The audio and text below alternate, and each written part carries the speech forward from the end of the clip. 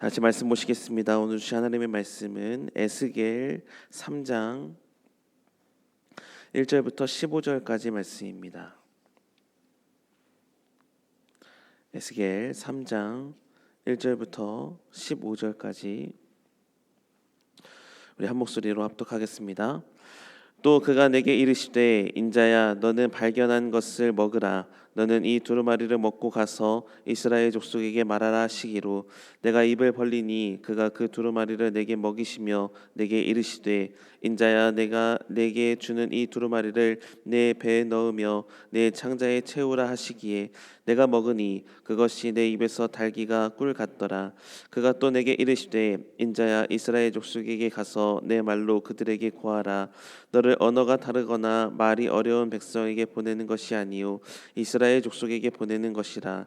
너를 언어가 다르거나 말이 어려워 내가 그들의 말을 알아듣지 못할 나라들에게 보내는 것이 아니니라. 내가 너를 그들에게 보냈다면 그들은 정녕 내 말을 들었으리라. 그러나 이스라엘 족속은 이마가 굳고 마음이 굳어 내 말을 듣고자 아니하리니 이는 내 말을 듣고자 아니함이니라. 보라 내가 그들의 얼굴을 마주보도록 내 얼굴을 굳게 하였고 그들의 이마를 마주보도록 내 이마를 굳게 하였으되 내 이마를 화석보다 굳은 금강석 같이 하였으니 그들이 비록 반역하는 족속이라도 두려워하지 말며 그들의 얼굴을 무서워하지 말라 하시니라. 또 내게 이르시되 인자야 내가 내게 이를 모든 말을 너는 마음으로 받으며 귀로 듣고 사로잡힌 내 민족에게로 가서 그들이 듣든지 아니 듣든지 그들에게 고하여 이르기를 주여 말씀이 이러하시다 하라. 내 주의 영이 나를 들어 올리시는데 내가 내 뒤에서 크게 울리는 소리를 들으니 찬송할지어다 여호와의 영광이 그의 처소로부터 나오는도다 하니 이는 생물들의 날개가 서로 부딪히는 소리와 생물 곁에 바퀴 소리라. 크게 울리는 소리더라. 주의 영이 나를 들어 올려 데리고 가시는데 내가 근심하고 분한 마음으로 가니 여호와의 권능이 힘있게 나를 감동시키시더라. 이에 내가 델아비브에 이르러 그 사로잡힌 백성 곧 그발강가 거주하는 자들에게 나아가 그 중에서 두려워 떨며 7일을 지내니라. 아멘. 우리가 하고 있는 이 신앙생활을 한 문장으로 요약해 본다면 하나님의 말씀을 듣고 순종하는 삶이다 이렇게 말할 수 있습니다. 그런데 이 신앙생활의 두 가지 요소 중 가장 어려운 것은 무엇일까요? 듣는 것일까요? 순종하는 것일까요? 아마도 우리는 순종하는 것이 훨씬 더 어렵다 이렇게 생각할 수도 있습니다. 말씀을 듣는 것은 쉬운데 그 말씀이 내 삶을 흔들어 놓고 그 말씀에 의해 내 가치관을 바꾸며 말씀이 제시하는 태도로 내 행동을 바꾸는 일은 쉽지 않기 때문입니다. 특히 말씀이 익숙하거나 말씀과 가까운 사람들과 함께 이 말씀을 순종하는 것은 그나마 쉬운 일일지 모르겠지만 말씀을 전혀 모르거나 말씀으로 살기가 어려운 사람들 앞에서조차 그 말씀으로 순종하는 삶은 쉽지 않기 때문이죠. 이는 선지자들도 마찬가지였습니다. 오늘 본문에 나오는 에스겔도 그랬습니다. 에스겔은 하나님의 말씀을 직접 들었고 하나님의 영광도 본 사람이지만 그러나 하나님의 말씀을 전해야 되는 사명에 순종을 하는 것은 또 다른 어려움을 자아내는 것이었죠. 왜냐하면 에스겔이 지금 하나님의 말씀을 전해야 되는 자들이 바벨론의 포로가 되어 끌려간 이스라엘 백성들이었기 때문입니다. 즉 상황이 최악인 사람들을 상대해야만 했어요. 그런데 문제는 최악의 상황을 겪고 있는 그들이 하나님을 생각하고 있는 사람들이 아니라 전혀 회개하거나 말씀에 순종하거나 심지어 하나님을 찾는 자들이 아니었다라는 것이죠. 오늘 보면 7절의 말씀을 볼까요? 그러나 이스라엘 족속은 이마가 굳고 마음이 굳어 내 말을 듣고자 아니하리니 이는 내 말을 듣고자 아니함이니라 이렇게 말씀해요. 그러니까 이런 상황 가운데에서 보냄을 받은 에스겔 선지자였기 때문에 마치 벽을 놓고 외쳐야 되듯이 아무도 하나님의 말씀을 듣지 않으려는 곳에서 홀로 하나님의 말씀을 전해야 되는 사명을 감당하는 것, 주신 말씀에 순종하는 것은 결코 쉬운 일이 아니었다라는 것이죠. 그런데 뜻밖에도 하나님은 에스겔에게 이렇게 하나님의 말씀을 전해야 되는 순종의 삶을 감당하기 위해서 이런 말씀을 먼저 주시는 거예요. 오늘 보면 1절부터 3절의 말씀인데요. 또 그가 내게 이르시되 인자야 너는 발견한 것을 먹으라. 너는 이 두루마리를 먹고 가서 이스라엘 족속에게 말하라 하시기로 내가 입을 벌리니 그가 그 두루마리를 내게 먹이시며 내게 이르시되 인자야 내가 내게 주는 이 두루마리를 내 배에 넣으며 내 창자에 채우라 하시기에 내가 먹으니 그것이 내 입에서 달기가 꿀 같더라. 이렇게 말씀해요.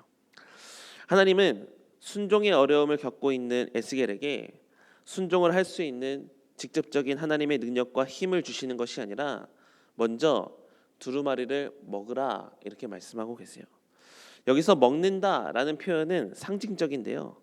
말씀을 먹는다라는 것은 내 자아를 내려놓고 말씀에 내 존재를 온전히 맡기라라는 것과 같습니다. 즉 선지자의 삶이 어떤 삶이에요?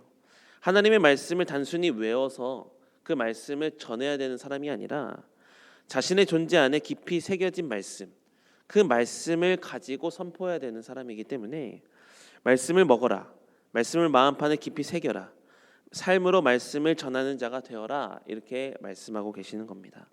그래서 이것을 다른 말로 표현하면 제가 설교 서두에 신앙생활의 두 요소 중 듣기와 순종을 말씀을 드렸는데 하나님의 말씀을 가지고 순종하는 삶을 살기 위해서는 먼저 하나님의 말씀을 잘 들을 필요가 있다라는 것을 말씀하고 계시는 겁니다. 여러분 오늘날에도 우리가 하나님의 말씀에 순종하기 위해서는 말씀 앞에서의 삶을 먼저 살아내는 것이 매우 중요합니다. 그러므로 말씀을 많이 들으시되 말씀을 많이 먹는 삶을 사시기 바랍니다. 남들이 알아주든 알아주지 않든 남들이 보고 있든 보고 있지 않든 하나님의 말씀이 내게 들렸다면 나는 그 말씀을 들음에서 끝나는 것이 아니라 행함까지 이어지려는 철저한 결단과 순종이 있어야 된다라는 것이죠. 그래서 아까도 말씀드렸지만 말씀을 먹는다는 이 행위는 말씀을 듣는 것에서 그치는 게 아니라는 거예요. 내 삶에서 완전히 흡수되어 내 생각과 내 가치관, 내 행동이 말씀에 의해서 재편성되어야 된다라는 것이죠.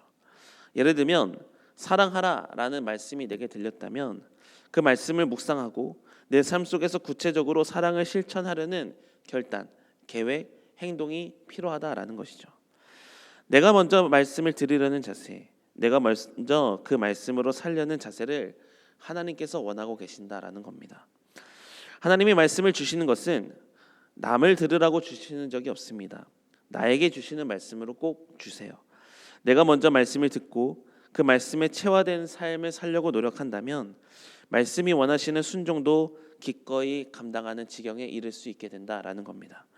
그러므로 바라기는 저와 여러분이 말씀을 듣는 자가 아니라 말씀을 먹는 자, 말씀을 체화하고 그 말씀으로 살아내는 자들이 다 되기를 간절히 소망합니다. 그런데 오늘 본문 15절의 말씀을 보면 에스겔이 그렇게 하나님의 말씀을 먹고 사명을 받은 후에도 곧장 사람들에게 달려가서 하나님의 말씀에 순종하는 삶을 살지는 않았다라고 전해요. 오히려 7일 동안 두려움 가운데 떨며 지냈다 이렇게 말씀을 전합니다. 이 7일이라는 단어는 단순히 두려움 가운데서 아무것도 하지 않은 그러니까 쉼을 가진 날은 아니었습니다. 성경에서 이 7일은 상징적인 의미가 있는데요. 애도의 기간 또 정결의 기간이라는 의미를 갖고 있습니다. 창세기 50장을 보면 야곱이 죽었을 때 요셉은 7일 동안 아버지를 위해서 애곡을 했다라고 기록하고 있고요. 레위기 8장에서는 제사장이 성막 봉사를 시작하는 그 시간 전에 7일 동안 성막에 머물면서 자신을 정결하기 위한 준비 기간을 가졌어요. 그 기간이 바로 7일입니다. 이 에스겔도 마찬가지로 이 7일을 살게 하신 이유가 하나님의 말씀을 듣고 그 말씀대로 살려고 결단하되 그 말씀을 들었을 때는 어때요? 막 타오르는 열정이 솟아나지 않습니까? 그 타오르는 말씀을 향한 열정을 가지고 성급하게 사역의 현장에 뛰어 들어간 것이 아니라 먼저 그 말씀이 내 안에서 충분하게 젖어들 수 있도록 스며들 수 있도록 그 말씀으로 내 삶이 사라지는 것을 충분히 경험하는 시간을 먼저 갖고서 그 말씀을 가진 채로 삶으로 나아가라고 하나님께서 기다리라고 말씀하신 거예요.